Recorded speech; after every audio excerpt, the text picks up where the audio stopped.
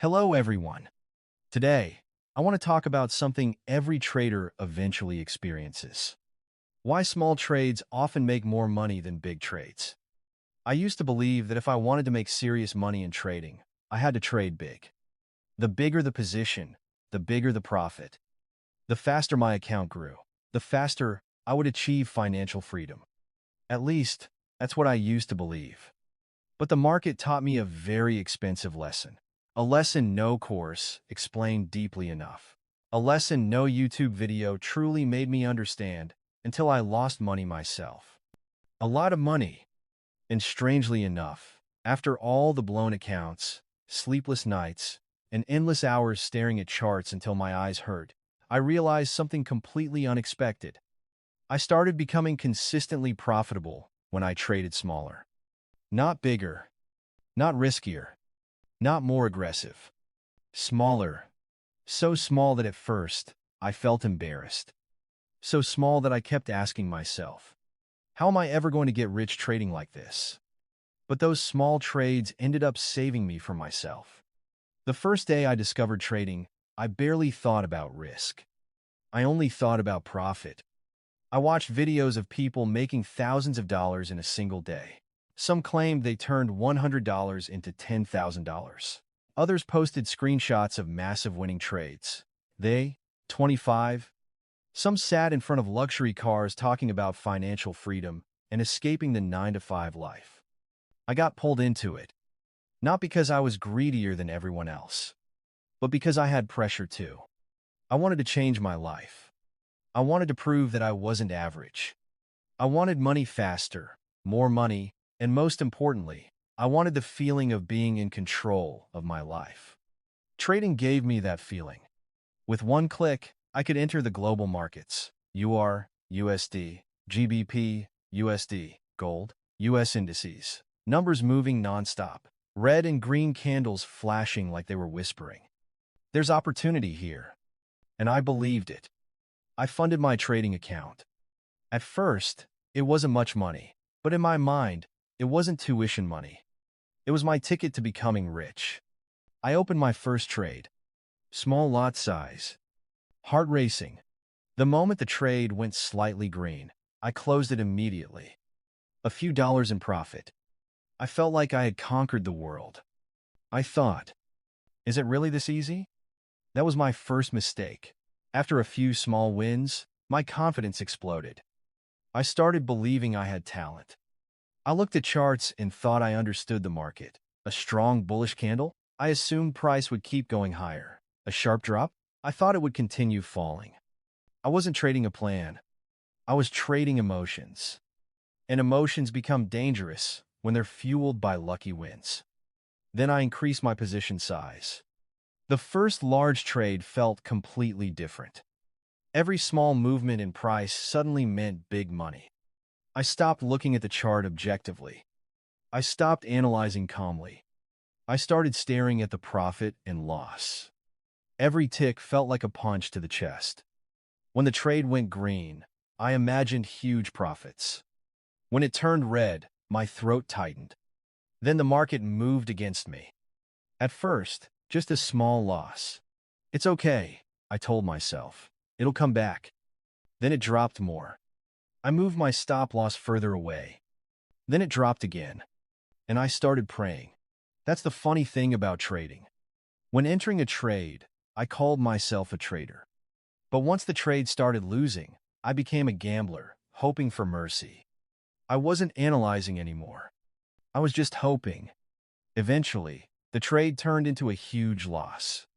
I closed it in anger. But instead of stopping, I did what many beginner traders do. I entered another trade even bigger to win the money back. I didn't want to end the day in loss. I didn't want to admit I was wrong. I didn't want to feel like a failure. I wanted revenge.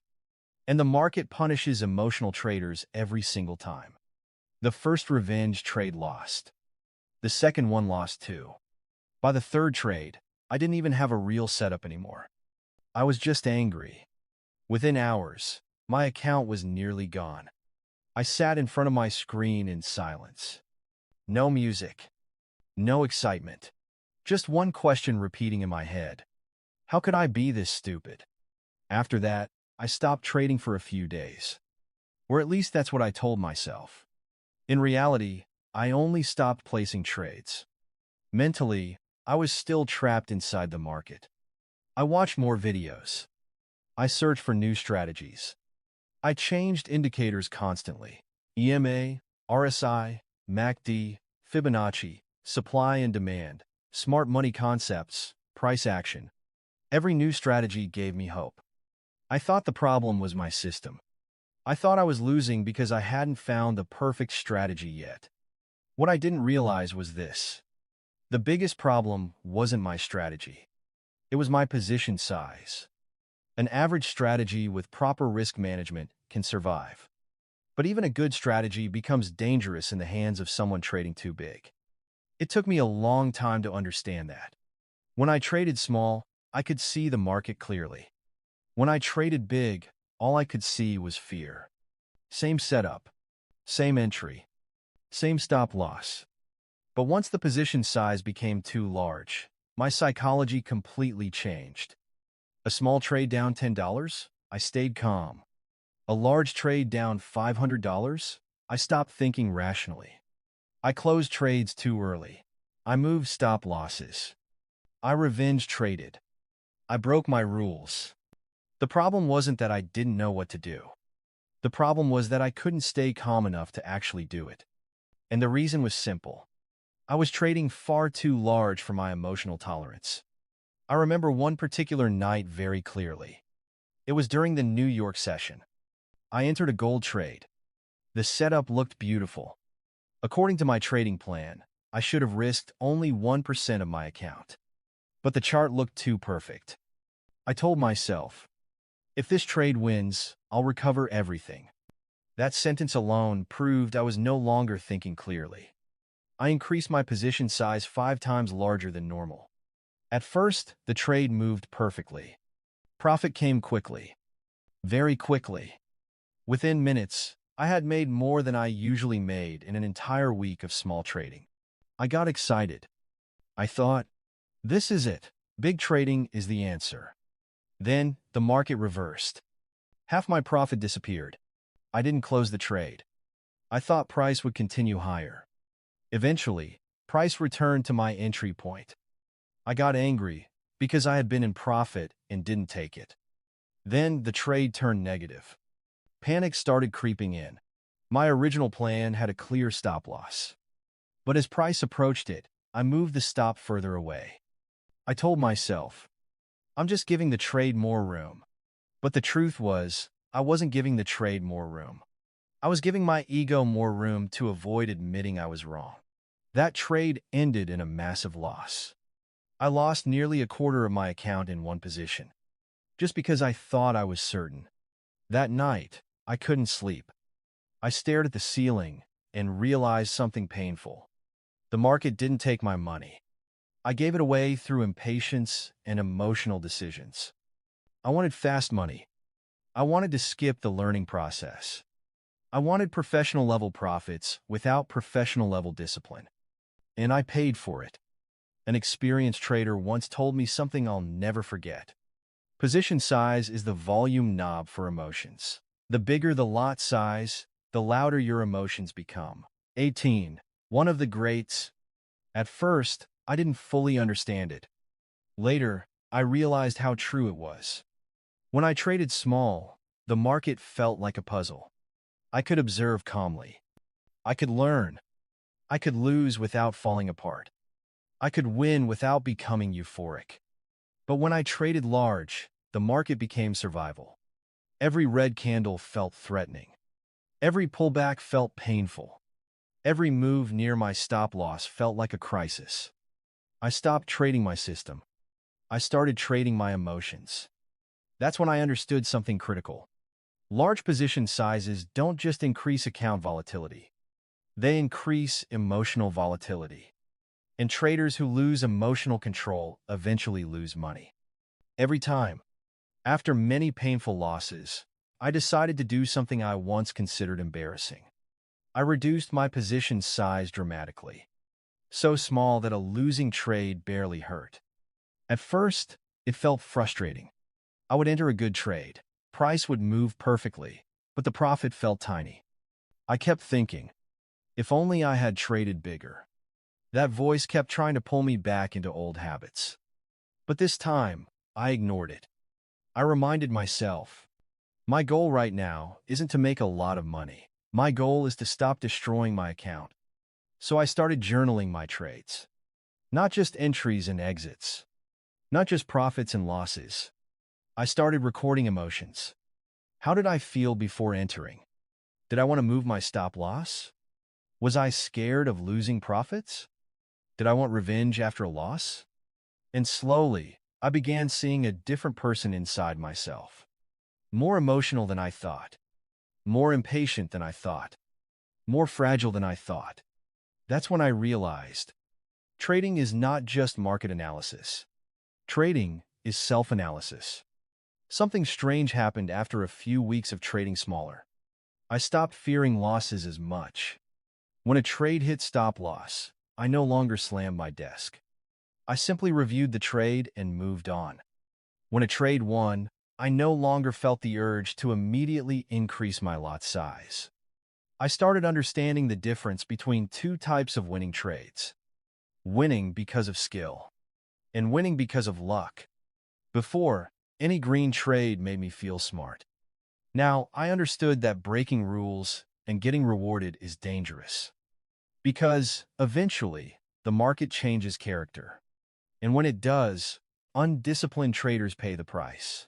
Small trading taught me that lesson without destroying me financially. It gave me room to fail, room to improve, room to grow. I used to think great traders were people who won constantly. Now, I think great traders are people who survive long enough to become consistent. The market doesn't require many mistakes to destroy an account. Sometimes one mistake is enough. One oversized trade.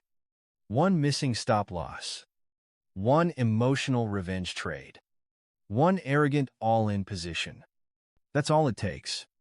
Small trading won't make you rich overnight, but it keeps you alive long enough to learn how to build wealth slowly. And in trading, survival matters more than speed. There's a painful irony in trading. The more desperately I needed money, the worse I traded. Because at that point, each trade stopped being just a trade. It became rent money, debt money, validation money, escape money. And once you place that much emotional pressure on a trade, you can no longer think objectively. You begin forcing the market to give you what you want. But the market doesn't care what you need. It doesn't know your struggles. It doesn't know your bills. It doesn't know your dreams. It simply moves. Cold. Neutral. Unemotional. That's why traders must learn how to reduce pressure.